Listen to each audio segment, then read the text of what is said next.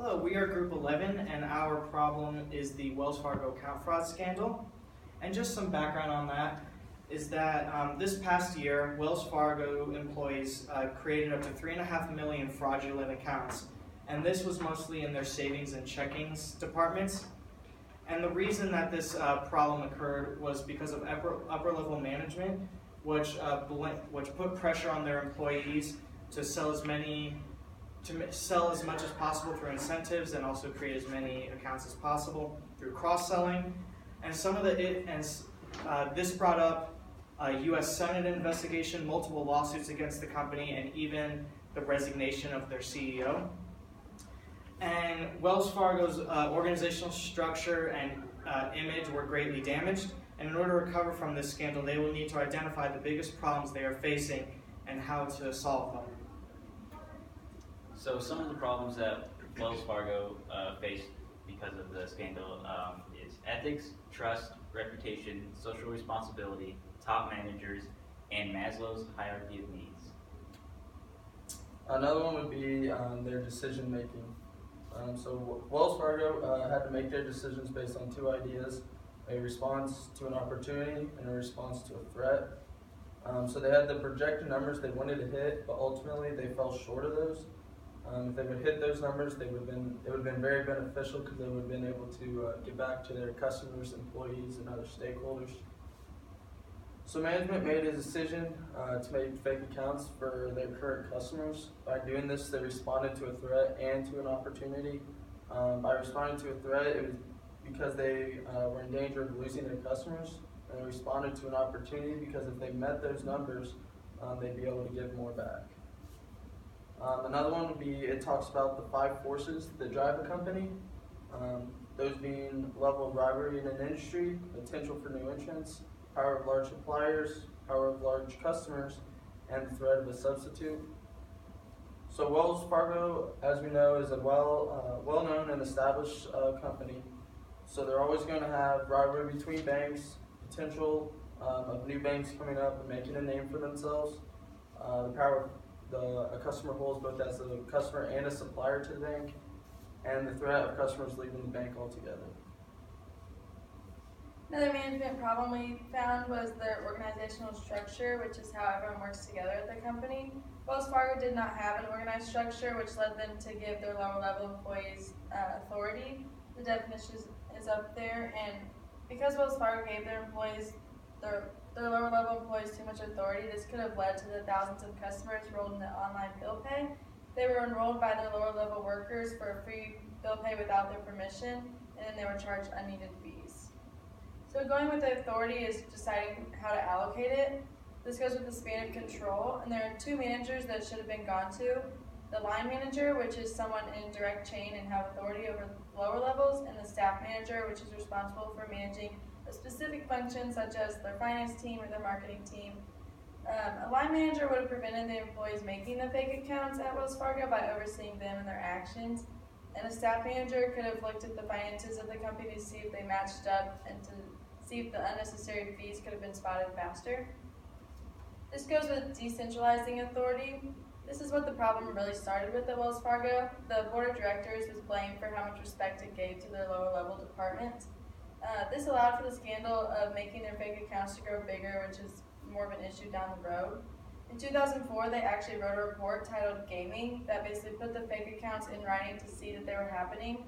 This report was never seen by higher positions because the authority was so high for their lower level employees. Another example of how Wells Fargo decentralized the authority was not notifying the board of the 5,300 employees that were fired. The board said that they learned about this when the rest of the world did, and this should have been a big red flag and looked into more as to why they were all fired and why so many of them. The board wasn't noted about any risk at Wells Fargo until 2014, which was 10 years after the original report was written. And lastly, a management problem was their organizational control.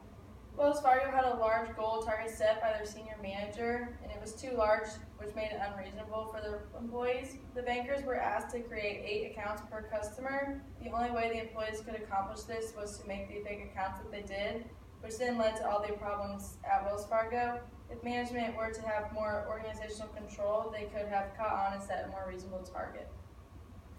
Alright, the two biggest problems that we identified were decentralization of authority and then also ethical issues. So possible solutions for decentralization of authority are implementation of the control process, which you can see the 4 steps to right here, and then also implementation of the organizational control system of behavior control.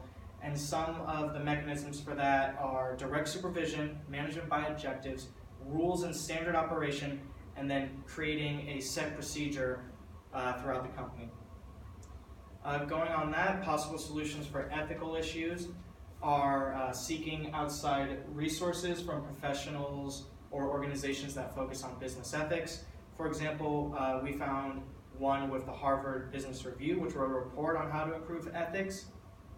And some of the topics that they talked about were changing management initiatives, making incentives more attainable to not encourage inflating numbers, knowing where your company currently stands ethically, and then making sure to listen to your employees' opinions and feedback, and make sure they are not afraid to speak up if they ever see an issue occurring.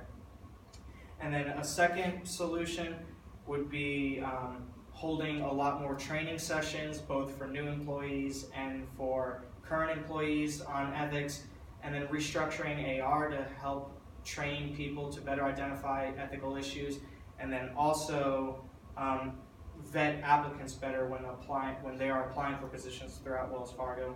And with this, management heads and department heads will be able to better identify unethical problems. And so going more in depth on the control process, with the first step of the process, corporate will create a standard on how to evaluate their employees, and then also create a list of goals and targets for their company that are attainable and honest.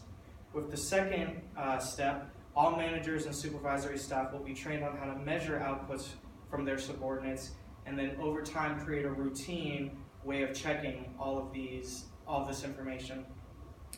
And then in the third step, all managers will be able to compare the data with the standards of performance that corporate had created, and in turn corporate will be able to see if branches are following the standards but also doing well with the company. Going into our fourth and final step, managers can decide if any work is unethical or unacceptable, and then make the necessary changes to get the company back on the right track. They will also be able to look more in depth with the data collected in step 3 to see why these issues may be occurring. And then finally, corporate will be able to see if their goals are still attainable ethically, or if they may need to revise their goals. So our solution for Wells Fargo is to retrain and restructure their human resources staff. Human resources, it's their job to make sure that the workplace is a safe environment for everybody. Some perks of having a good HR team is they can remind employees and managers the right way to do something and then the wrong way to do something. You can remind employees by just having weekly meetings, monthly meetings, just to remind them the way of doing things. And if they are going to do something bad, it might pop into their head because of that meeting, like, hey, they told me not to do this, so maybe I shouldn't do this. The second point is HR teams can promote checks and balances for company employees or policies and add new ones. So what companies like to do sometimes is offer rewards and promote competition in the workplace, and that's all good to an extent. If the rewards are too good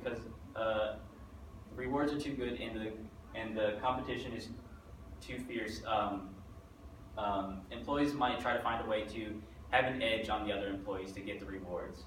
And it's HR's job to stop that and make it fair for everybody. An HR team can promote a safe workspace. With Wells Fargo, they set those unrealistic goals, and if those goals weren't met, the employees would lose their jobs, and that scared employees, making them feel not safe at work anymore. So in order to meet those goals, in order to not lose their jobs and provide for their families, they had to make the fake accounts just in order to keep their job. And lastly, a good HR team can recruit and hire the best workers for your company, and those good workers will also bring in, hopefully, good values to your company.